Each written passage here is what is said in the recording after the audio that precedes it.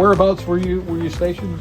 I did 5 years in MCAS New River in Jacksonville, North Carolina, and then 3 years at Fort Dix in New Jersey. I did one tour in Iraq in 2008 and one tour in Afghanistan in 2010. What's your fondest memory? My fondest memory, kind of like you, was not while I was in, but one of my Marines that was my lance corporal when he checked in actually just went through officer candidate school, and when he graduated he wanted me to be his first salute and pin him. So I got to go to Norfolk, Virginia and go be his first salute, and That's quite an honor. I'll cherish forever. You betcha. So, That is quite an honor. yeah, we got to do it right at the Marine Corps Museum in Quantico. Even better. So it was That is an awesome experience. Outstanding. Where do you work now?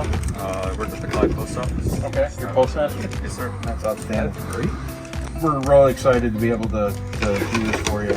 But thank you. Thank you very much. Guys. I really appreciate it. This is amazing. Absolutely. This is a way that we want to give back, and you're the first of hopefully many that we get to do this for. So spread the word around, and this is a real deal. We mean this when we do it.